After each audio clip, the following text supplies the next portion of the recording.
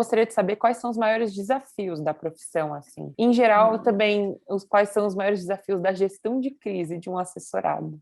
Crise é complicado. Mas eu acho que o desafio, em geral, eu acho que hoje em dia está sendo muito por conta dos jornais, das revistas que estão desaparecendo. Então, o nosso trabalho hoje é muito mais online do que era antigamente.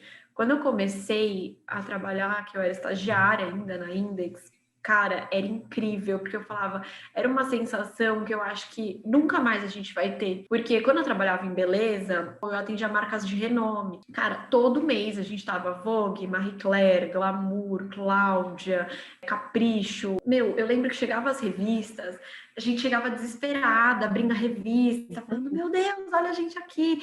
E era uma felicidade, assim, absurda. E hoje a gente vê que cada vez mais os veículos estão diminuindo. Então, se eles não estão desaparecendo, como a Elle, por exemplo, eles estão diminuindo completamente de tamanho. Eu acho que esse é mais o maior desafio, porque é colocar isso na cabeça do cliente.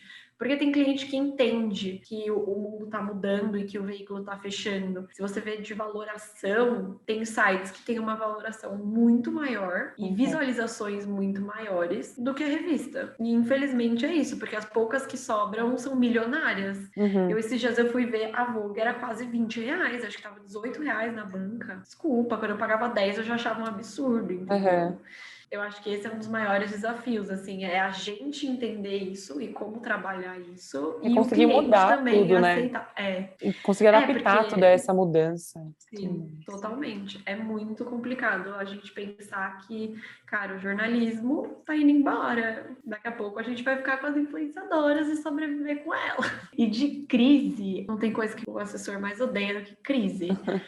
Já passei por poucas e boas. Na parte de beleza, nem tanto, assim. Na parte de beleza sempre foi mais tranquilo. Agora, em shopping, a gente passa uns perrengues, Nossa, assim. você pode dar exemplo ou é antiético? Assim, é que tem tantos, mas assim, é a lojista que faz coisa que não deve, bate polícia, então... Nossa. Não, é BO que, teve briga esses dias, por exemplo, na frente do Maia, e tipo, as pessoas começaram a correr pra dentro do shopping, porque as pessoas estavam se batendo, só que nisso aí tem um engraçadinho que tá com o celular na mão pra filmar, e aí bota na internet, e aí já era a nossa vida, tem de tudo, e a gente tem que estar extremamente preparado, celular ligado 24 horas por dia, porque o cara do marketing não quer saber. Eu já trabalhei muitos finais de semana com crises gerais, assim. Mas a crise é você tentar que aquilo tenha uma visibilidade menos pior, se é que tem casos que exijam isso. Mas cara, entrar em contato com a pessoa que falou, tentar falar com o veículo, nota de posicionamento. Então, tem coisas que a gente já tem pronta, né? Então, a gente tem muita nota, essas coisas assim, já pré-aprovadas, para que ocorre o negócio sábado, domingo. Putz, é entrar na rede, soltar para o jornalista, porque se eu for falar com a menina do marketing, aí eu falo com a menina do marketing, eu falo com o cara, com o gerente geral da General, aí o cara tem que falar com o acionista, que vai falar com não sei quem. Você não solta o negócio nunca. Então, os principais desafios, eu acho que sim, a gente não pode... Existe uma questão, e a gente acaba se esbarrando nessa barreira, que é o seguinte, a gente assessora alguém, não somos o assessorado. Por que eu estou dizendo isso? Chega um momento da sua vida, quando você está assessorando alguém, que você fala, meu Deus, eu preciso entrar na cabeça dessa pessoa, você fica um pouco até neurótico, porque, e claro, existe assessoria de empresa, existe assessoria de diferentes coisas, né? De banda, existe assessoria de artista, eu sou assessora de um político, né? Então, mas assim, independente da área, o assessor ele tem essa questão de conseguir diferenciar a sua vida privada da vida da outra pessoa.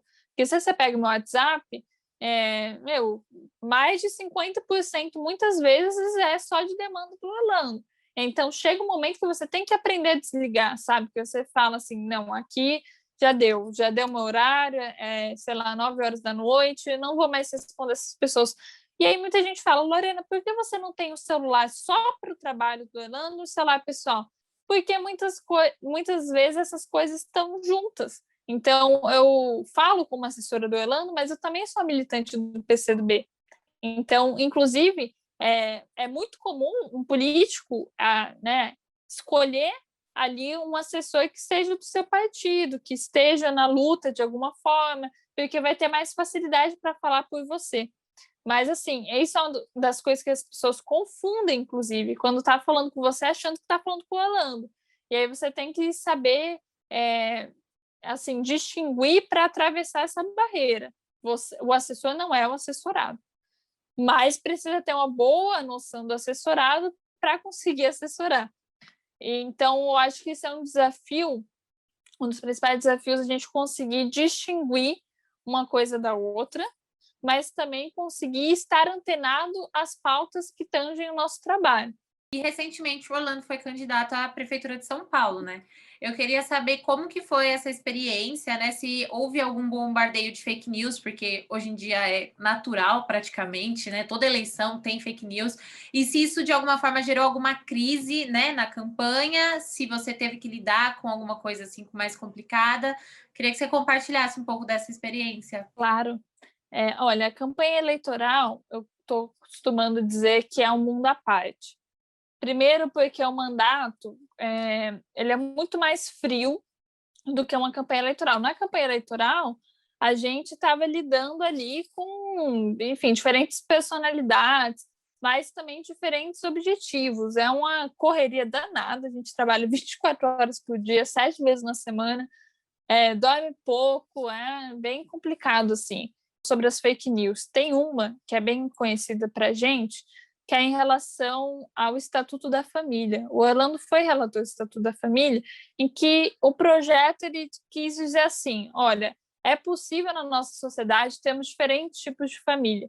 Então, avós cuidarem dos seus filhos, LGBTs adotarem filhos. Então, assim, os núcleos da família podem ser variados, podem ser diversos. O que a turma da extrema-direita compreendeu, não, né? Que isso fosse ali uma fake news. Colocou que o Orlando estava defendendo incesto, que estava defendendo...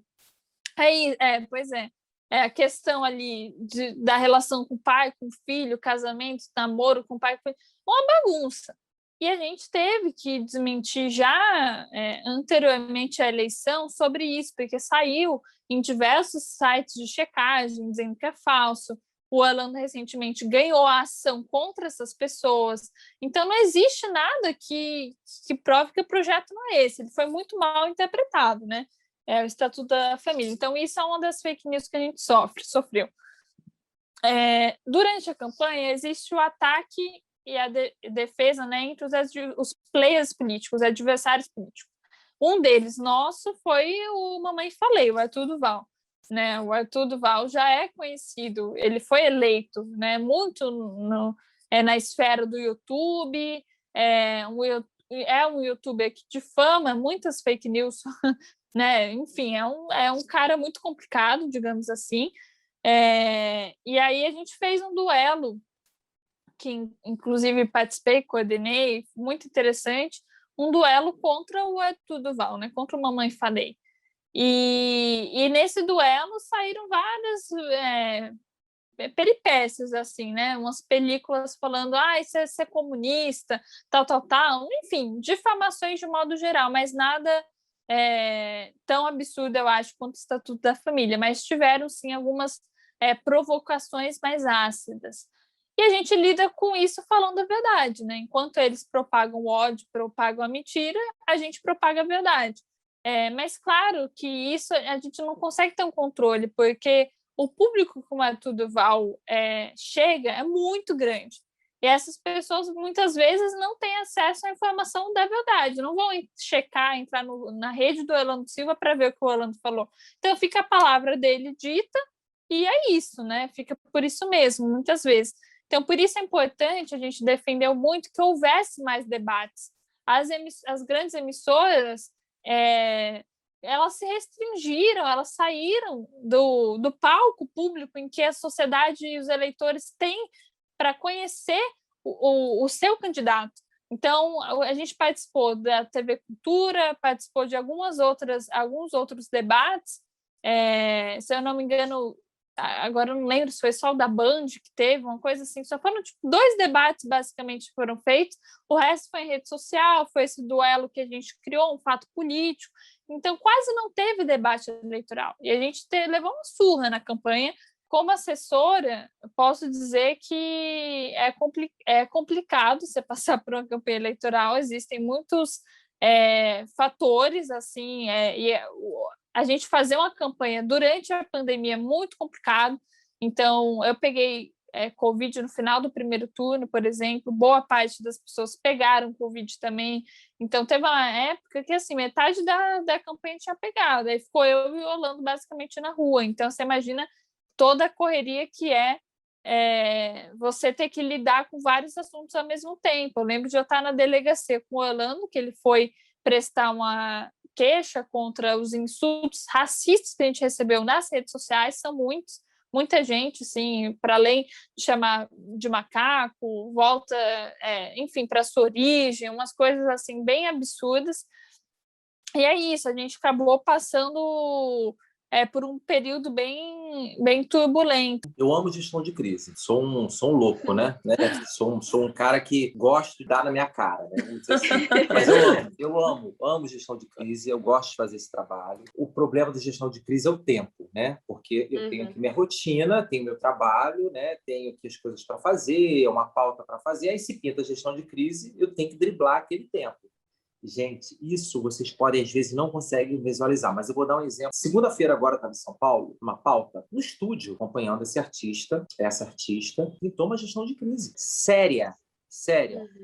E essa gestão de crise, a minha coordenadora, ela tem que trocar comigo. O atendimento tem que trocar comigo. Mas não é porque tem que trocar comigo, porque eu sou o cara. Não, é porque a gente precisa trocar. Pelo amor de Deus. Se pintar uma gestão de crise agora com o irmão de vocês vão querer trocar com os seus pais. Porque ninguém tem a solução única, né? A gente tem que achar a melhor solução. Então, o problema hoje é o tempo. O que difere a gestão de crise hoje na minha empresa em relação à assessoria de imprensa é a questão criminal. Criminal que eu digo jurídica, né? A única ressalva que a gente coloca quando a gente passa a proposta para fechar com o cliente é o seguinte, que a gestão de crise ela pode ser reavaliada em situações de criminal. Então, por exemplo, um artista, sem querer, cometeu um acidente ou sofreu um acidente, aí envolve questões jurídicas junto, tá? Ou passou por um processo, está sendo processado, desde o processo da vara de família, passando por processo criminoso. Isso depende eu preciso de um contato com o advogado. Normalmente a gente sempre está junto com o artista, mas se isso envolver uma questão criminal, eu preciso de um valor extra para isso. Por quê? Quando envolve crime, quando envolve essas coisas, o hard news que eu digo são os noticiários, é muito pesado. O que é ser muito pesado? Você não responde só o SPTV, o RJTV, o Jornal Hoje e o Jornal Nacional. Você responde o Balanço Geral, você responde o Jornal da Record, o Jornal da Band, o Jornal do SBT. Você tem que responder a imprensa, esse é nosso trabalho. Né? Não existe não responder. E aí e a demanda é enlouquecedora quando há isso. Aí, realmente, aquele atendimento que está fazendo aquele trabalho focado na questão artística da pessoa, essa pessoa ela vai precisar de uma ajuda. Ela vai precisar. E aí tem um valor extra para isso. Mas esse valor extra também me dá a permissão de eu não assumir essa gestão de crise nesse período. E eu aconselhar a pessoa a procurar uma outra assessoria para fazer esse tipo de gestão de crise. E aí a gente trabalhar de forma de parceria, conjunta, tá? Isso nunca aconteceu aqui na minha empresa, pelo contrário, uma vez só que teve essa situação e que o artista adorou, ele falou, nossa, eu vou me sentir totalmente protegido, porque o que você está me falando é o seguinte, vai ter uma pessoa focada nessa questão e vai ter vocês que sabem tudo na minha vida, né? Porque é isso, gente, se eu tiver um probleminha de pele aqui agora, se eu for no clínico geral, ele vai analisar, mas ele vai mandar para o dermatologista. Sabe? Existem especialistas em situações como essa. Então, assim, na gestão de crise ocorre isso, tá? Às vezes tem, mas isso é muito raro. Normalmente não, sempre a gente está junto com o artista.